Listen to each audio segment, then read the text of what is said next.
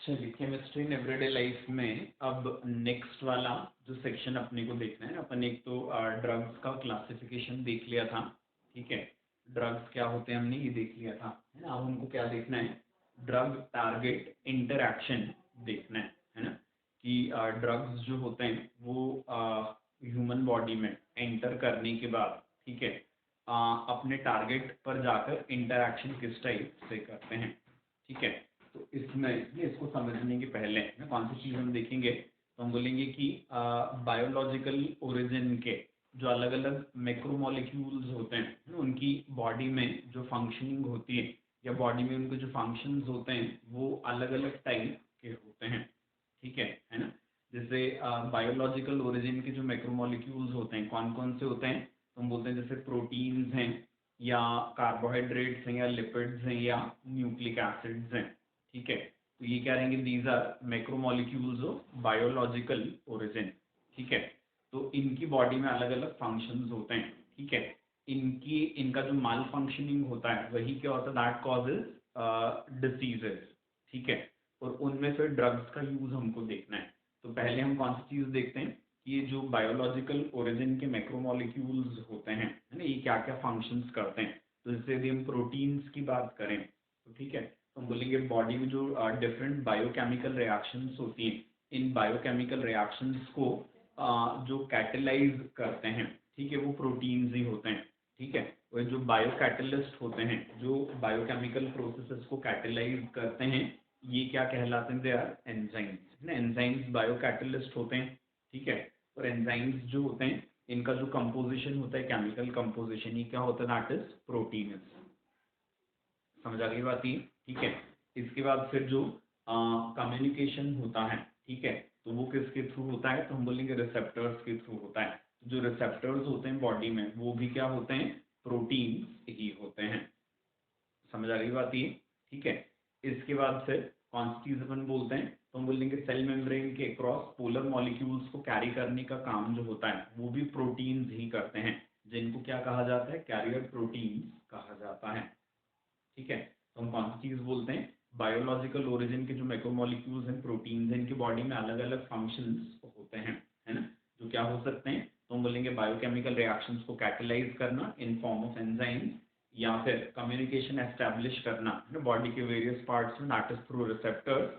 और या फिर क्या रहेगा, तो हम बोलेंगे इट इज कैरियर प्रोटीन जैसा काम करना और पोलर मॉलिक्यूल्स को सेल मेम्ब्रेन के क्रॉस इधर उधर ले जाना।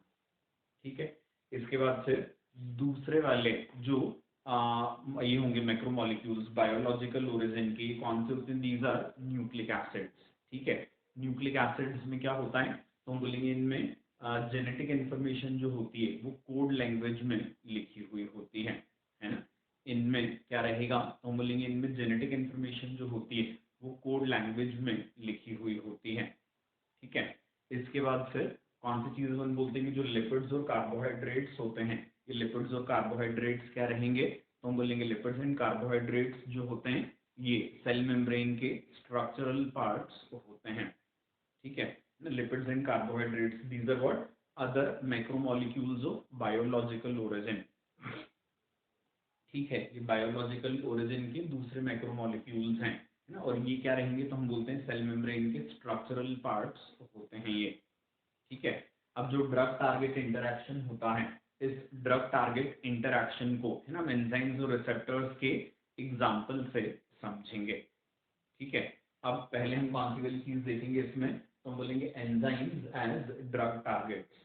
ठीक है ना, एंजाइम एज ड्रग टारगेट्स हम देखेंगे। अब इसको भी समझने के पहले हम कौन सी चीज देखेंगे, तो हम देखेंगे यहाँ पे कैटेलाइटिक एक्शन ऑफ एंजाइम्स। ठीक है, एंजाइम्स का कैटेलाइटिक एक्शन हम देखेंगे। ठीक है, एंजाइम्स का कैटेलाइटिक एक्शन जो होता है कैसा होता है, तो हम बोलते हैं कि एंजाइम की जो कैटेलाइटिक एक्टिविटी होती है इसमें इसके दो फंक्शंस होते हैं, है ना। एंजाइम जब कैटेलाइटिक एक्टिविटी शो करते हैं, है ना, तो इनके जो दो मेजर फंक्शंस होते हैं, पहला कौन सा होगा, तो हम बोलेंगे कि सबस्ट्रेट। सबस्ट्रेट मतलब क्या होता है, अपन ऑर्गेनिक में देखा हुआ है, तो हम बोलते हैं वो मॉलिक्यूल जिसके ऊपर रिएक्शन होनी है। ठीक है, वो मॉलिक्यूल क्या होता है, दैट इज सबस्ट्रेट होता है। ठीक है, तो कौन सी चीज होती है, एंजाइम्स जो होते हैं वो क्या करते हैं, सबस्ट्रेट मॉलिक्यूल को होल्ड करके रखते हैं। क्या करेंगे, तो हम बोलेंगे एंजाइम्स जो होते हैं इनमें कुछ एक्टिव साइट्स होती हैं, ठीक है। उन एक्टिव साइट्स में ये क्या करते हैं, सबस्ट्रेट को होल्ड करके रखते हैं एक सूटेबल पोजीशन में, ठीक है, जिससे कौन सी चीज हो जाएगी, तो हम बोलेंगे कि रिएजेंट उनके ऊपर आकर इफेक्टिवली अटैक कर सके। एंजाइम्स जो होते हैं सबस्ट्रेट जिस पर रिएक्शन होनी है उसको अपनी एक्टिव साइट्स में सूटेबल पोजीशन में होल्ड करके रखेंगे, ठीक है, जिससे रिएजेंट वहां आकर उन पर इफेक्टिवली अटैक कर सकें, ठीक है। अब क्या होता है, सबस्ट्रेट जो एक्टिव साइट से जुड़ा होता है इसके जोड़ने का जो तरीका होगा तो हम बोलेंगे कोवेलेंट बॉन्ड या आयोनिक बॉन्ड या हाइड्रोजन बॉन्ड या वॉन्डरवॉल्स इंटरैक्शन या फिर डायपोल डायपोल इंटरैक्शन से वहां पर जुड़ा होता है, ठीक है ना। सबस्ट्रेट का एंजाइम की एक्टिव साइट मतलब जहां पर रिएक्शन होनी है, ठीक है, तो एंजाइम की एक्टिव साइट पर सबस्ट्रेट जो होता है वो सूटेबल पोजीशन में रहेगा जहां पर रिएजेंट आकर उससे इफेक्टिवली रिएक्शन कर सके, ठीक है। सबस्ट्रेट का एंजाइम की एक्टिव साइट से जो बाइंडिंग होता है उसमें क्या रहेगा, जो फोर्सेस ऑफ अट्रैक्शन है वो आयोनिक बॉन्ड हो सकता है या कोवेलेंट बॉन्ड हो सकता है या हाइड्रोजन बॉन्ड या वॉन्डरवॉल्स इंटरैक्शन या फिर डायपोल डायपोल अट्रैक्शन। समझ आ गई बात ये, ठीक है। इसके बाद फिर हम कौन सी चीज बोलते हैं कि दूसरा जो काम होता है एंजाइम्स का ना, इनकी कैटालिटिक एक्टिविटी शो करते समय तो हम बोलेंगे ये क्या करते हैं, फंक्शनल ग्रुप प्रोवाइड करते हैं, ठीक है, जिसके ऊपर क्या हो जाएगा, तो हम बोलेंगे ना that will attack the substrate, जो सबस्ट्रेट के ऊपर अटैक करेगा और केमिकल रिएक्शन करवा सकेगा, ठीक है। तो दूसरा काम क्या था, तो मतलब एंजाइम्स जो होते हैं वो क्या करते हैं, दे प्रोवाइड फंक्शनल ग्रुप, ठीक है, जो किसके ऊपर अटैक करेंगे, तो हम बोलेंगे सबस्ट्रेट पर अटैक करेंगे वो, और वो क्या करवाते हैं, केमिकल रिएक्शन करवाते हैं, है ना। एंजाइम्स की जो कैटालिटिक एक्टिविटी है इसको काफी ज्यादा सिंपली हम किस तरीके से समझ सकते हैं, तो हम बोलेंगे कि एंजाइम्स जो होते हैं जो अलग अलग टाइप की बायोकेमिकल प्रोसेसेस को कैटेलाइज करते हैं, ठीक है, तो इसके लिए बोला जाता है लॉक एंड की मॉडल, जैसे एक लॉक की एक ही की होती है ना, दूसरी की से या कोई दूसरा लॉक दूसरी की से नहीं खुल सकता, एक पर्टिकुलर लॉक जो होता है एक पर्टिकुलर की से ही ओपन होता है। तो हम बोलते हैं एंजाइम्स में जो एक्टिव साइट होती है इसका क्या होता है, स्पेसिफिक शेप होता है जिसमें क्या हो जाएगा, उसी टाइप का एक पर्टिकुलर शेप का सबस्ट्रेट ही आकर क्या कर सकता है, उस एक्टिव साइट को ऑक्यूपाई कर सकता है, दूसरे सबस्ट्रेट्स जो होते हैं उस एक्टिव साइट को ऑक्यूपाई नहीं कर सकेंगे, ठीक है। तो उसको लॉक एंड की मॉडल बोलते हैं ना, जैसे कि एंजाइम है, ये इसकी एक्टिव साइट बोली हमने, ये सबस्ट्रेट है जिसका शेप कैसा रहेगा, इसके एक्टिव साइट जैसा, तो ये पर्टिकुलर सबस्ट्रेट ही यहाँ आकर क्या कर सकता है, इसमें फिट होगा, तो यहाँ जाकर क्या करेगा, तो हम बोलेंगे रिएक्शन, फिर बायोकेमिकल रिएक्शन आगे बढ़वा पाता है। आगे बात समझ में, ठीक है। अब कौन सी चीज देखनी है अपने को, ड्रग एंजाइम इंटरैक्शन देखना है, ये अपने क्या देख लिया, एंजाइम का वे ऑफ एक्शन, मतलब एंजाइम कैटालाइटिक एक्टिविटी करते समय जो दो मेजर फंक्शंस करता है वो हमने देख लेना, कि एक्टिव साइट में सबस्ट्रेट को रखना, सबस्ट्रेट का वहां पे बाइंडिंग क्या हो सकता है, कोवेलेंट आयनिक हाइड्रोजन बॉन्ड या फिर डायपोल डायपोल या वॉन डेर वाल्स इंटरैक्शन से होता है। तो दूसरा क्या बोला, तो हमने बोला कि एंजाइम की एक्टिव साइट जो होती है वो सूटेबल फंक्शनल ग्रुप प्रोवाइड करती है जिससे क्या हो जाएगा, सबस्ट्रेट को अटैक करके वो केमिकल रिएक्शंस को आगे बढ़ा पाती है, ठीक है। अब हम कौन सी चीज बोलते हैं कि ड्रग एंजाइम इंटरैक्शन हमको देखना है, तो इसमें हम क्या बोलते हैं कि ड्रग्स जो होते हैं वो क्या करेंगे, जो दो एक्टिविटीज होती है एंजाइम की इनको इनहिबिट कर सकते हैं ना, दोनों में से दोनों को या किसी एक को इनहिबिट कर देते हैं, है ना। ये क्या कर सकते हैं, एंजाइम की जो एक्टिव साइट होती है, ठीक है, उसको ब्लॉक कर सकते हैं, ठीक है। यदि इसने क्या कर लिया, एंजाइम की एक्टिव साइट को ब्लॉक कर लिया तो कौन सी चीज हो जाएगी, तो हम बोलेंगे अब सबस्ट्रेट उसमें जाकर रिएक्शन फिर नहीं कर पाएगा। समझ आ गई बात ये, है ना।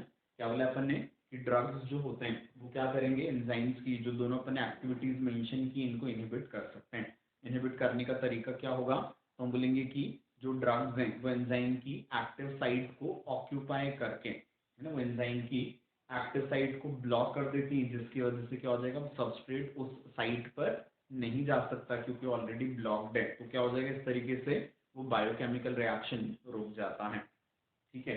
फिर हम कौन सी चीज बोलते हैं ये, या फिर क्या भी कर सकते हैं, एंजाइम की कैटालाइटिक एक्टिविटी को इनहिबिट भी कर सकते हैं ना। ड्रग्स क्या भी कर सकते हैं, तो हम बोलेंगे या तो एंजाइम की एक्टिव साइट को इन्होंने ब्लॉक कर दिया और या फिर कौन सी चीज करेंगे, एंजाइम की कैटालाइटिक एक्टिविटी को इनहिबिट कर सकते हैं। ठीक है, इस टाइप के जो ड्रग्स होते हैं जो एंजाइम की कैटालाइटिक एक्टिविटी को इनहिबिट करते हैं, एक्टिव साइट को ब्लॉक करते हैं, इनको क्या कहा जाता है, एंजाइम इनहिबिटर्स कहा जाता है। ठीक है ना, ऐसे वाले ड्रग्स जो एंजाइम्स की एक्टिव साइट को या तो ब्लॉक कर दें या फिर कौन सी चीज करेंगे, एंजाइम की कैटालाइटिक एक्टिविटी को इनहिबिट कर देंगे। तो ऐसे वाले जो ड्रग्स होंगे क्या कहलाते हैं, they are called enzyme inhibitors. ठीक है, अब कौन सी चीज हम बोलते हैं कि जो ड्रग्स होते हैं वो क्या करेंगे तो हम बोलते हैं सबस्ट्रेट का जो अटैचमेंट होता है एक्टिव साइट से उसको इनहिबिट दो अलग अलग तरीकों से कर सकते हैं, है ना। ड्रग्स जो हैं वो क्या करेंगे, तो हम बोलेंगे सबस्ट्रेट को एक्टिव साइट पर न जाने दे, इसके दो टाइप के मैकेनिज्म हो सकते हैं। समझ आ गई बात, है ना। क्या बोल रहे हैं हम, ड्रग्स क्या करेंगे, सबस्ट्रेट के एक्टिव साइट से जुड़ने को दो तरीकों से इनहिबिट कर सकते हैं। ठीक है, पहला जो तरीका होगा वो क्या रहेगा, तो हम बोलेंगे कि जो ड्रग है यदि उसका उसके मॉलिक्यूल्स का जो शेप होता है यदि वो सबस्ट्रेट के जैसा होगा, ठीक है, तो क्या हो जाएगा, तो हम बोलेंगे कि ड्रग के मॉलिक्यूल्स जो हैं वो क्या करेंगे, सबस्ट्रेट के साथ कॉम्पीट करते हैं, किस चीज के लिए, तो हम बोलेंगे एक्टिव साइट को ऑक्यूपाई करने के लिए, है ना। क्या बोला हमने कि ड्रग मॉलिक्यूल का शेप यदि सबस्ट्रेट मॉलिक्यूल जैसा होगा, ठीक है, तो क्या हो जाएगा, तो हम बोलेंगे एंजाइम की एक्टिव साइट से बाइंड करने के लिए इन दोनों में कंपटीशन होगी। ठीक है, और इस कंपटीशन में यदि ड्रग ने क्या कर लिया, एंजाइम की एक्टिव साइट को ऑक्यूपाई कर लिया, तो फिर जो सबस्ट्रेट होगा ये क्या हो जाएगा, तो हम बोलेंगे अनरिएक्टेड छूट जाता है ना। तब सबस्ट्रेट क्या हो जाएगा, तो हम बोलेंगे अनरिएक्टेड छूट जाता है ना। और सबस्ट्रेट यदि अनरिएक्टेड छूट गया तो हम क्या बोलेंगे कि अब सबस्ट्रेट की रिएक्शन नहीं हुई और इसने ड्रग ने क्या कर दिया, तो हमने बोला इट इज एंजाइमेटिक एक्शन को इनहिबिट कर दिया। समझ आ गई बात ये, ठीक है। इस टाइप के जो ड्रग मॉलिक्यूल्स होते हैं इनको क्या कहा जाता है, कॉम्पिटिटिव इनहिबिटर्स कहा जाता है ना। इस टाइप के जो ड्रग मॉलिक्यूल्स होंगे ये क्या कहलाते हैं, तो हम बोलेंगे कॉम्पिटिटिव इनहिबिटर्स कहलाते हैं, है ना। इस टाइप के drug molecules they are called what, competitive inhibitors. ठीक है, और दूसरा तरीका जो होता है वो कौन सा, तो हम बोलेंगे कि इस बार कौन सी चीज होती है, सबस्ट्रेट मॉलिक्यूल जो होता है वो क्या नहीं करता, तो हम बोलेंगे सबस्ट्रेट मॉलिक्यूल इस बार एंजाइम की जो एक्टिव साइट थी उसको आकर ऑक्यूपाई नहीं कर रहा। ठीक है, वो क्या करता है, तो हम बोलेंगे एंजाइम में, एंजाइम के स्ट्रक्चर में किसी और रीजन पर जाकर जुड़ जाता है। ठीक है, ये रीजन एक्टिव साइट के अलावा वाला रीजन है जहां पर क्या हो रहा है, तो हमने बोला ड्रग का मॉलिक्यूल जाकर जुड़ रहा है, उसको क्या कहा जाता है, एलोस्टेरिक साइट कहा जाता है ना। जैसे कि ये एंजाइम है, तो हमने बोला एंजाइम का ये वाला जोन, ये वाला जो एरिया है या ये जो रीजन है, ठीक है, तो इस बार इनहिबिटर जो है वो किस में, एक्टिव साइट में न जाने के बजाय, एक्टिव साइट में जाने के बजाय क्या करता है, तो बोलेंगे एंजाइम के मॉलिक्यूल में किसी दूसरे रीजन पर जाकर जुड़ जाता है। ठीक है, ये जो दूसरा रीजन होता है इसको क्या कहा जाता है, एलोस्टेरिक साइट कहा जाता है। ठीक है, तो क्या हो जाएगा, तो हमने बोला इनहिबिटर जो है वो एलोस्टेरिक साइट में जाकर जुड़ गया या एलोस्टेरिक साइट पर जाकर जुड़ गया। ठीक है, उसके यहाँ जुड़ने से कौन सी चीज होती है, तो हम बोलेंगे एक्टिव साइट, जैसे अभी ऐसी थी। ठीक है, अब एलोस्टेरिक साइट में जब इनहिबिटर आकर जुड़ा तो एक्टिव साइट जो उसका शेप चेंज हो जाता है। ठीक है, और उसका शेप चेंज यदि हो गया तो कौन सी चीज हो जाएगी, तो हम बोलेंगे, क्या बोला था हमने, लॉक एंड की मॉडल बताया था, है ना, कि हर एक्टिव साइट का एक स्पेसिफिक शेप होता है, उसमें उसी स्ट्रक्चर का क्या हो जाएगा, सबस्ट्रेट जा सकता है ना। अब एलोस्टेरिक साइट पर इनहिबिटर या ड्रग मॉलिक्यूल के जोड़ने की वजह से एक्टिव साइट का शेप चेंज हो गया, तो अब क्या हो जाएगा, तो हम बोलेंगे जो सबस्ट्रेट अभी तक यहाँ आया करते थे अब वो इस वाली शेप में फिट नहीं हो पाएंगे। ठीक है, तो जब वो इस वाली शेप में फिट नहीं हो पाए तो हम बोलेंगे क्या हो जाएगा, एंजाइम खराब हो गया। ठीक है, क्या करने के लिए, कैटालाइटिक एक्शन शो करने के लिए। ठीक है, तो हम बोलेंगे कि क्या देखा हमने यहाँ एंजाइम्स का ना क्या होता है, तो हम बोलेंगे एंजाइमेटिक एक्टिविटी को इनहिबिट करने के दो तरीके होते हैं। कि पहला तो कौन सा, कि ड्रग मॉलिक्यूल का शेप किसके जैसा होता है, दैट इज लाइक सबस्ट्रेट, तो उस केस में सबस्ट्रेट के साथ कॉम्पीट करते हैं क्या करने के लिए, एक्टिव साइट को ऑक्यूपाई करने के लिए, और एक्टिव साइट को यदि इन्होंने ऑक्यूपाई कर लिया तो क्या हो जाएगा, तो हम बोलेंगे सबस्ट्रेट जो होता है फिर वो अनरिएक्टेड छूट जाता है। तो दूसरा तरीका क्या था, तो हमने बोला कि एंजाइम के स्ट्रक्चर में ही वो एक्टिव साइट के बजाय क्या हो जाएगा, ड्रग मॉलिक्यूल या इनहिबिटर किसी दूसरी साइट दूसरे रीजन पर जाकर जुड़ जाता है जिसको एलोस्टेरिक साइट कहा जाता है।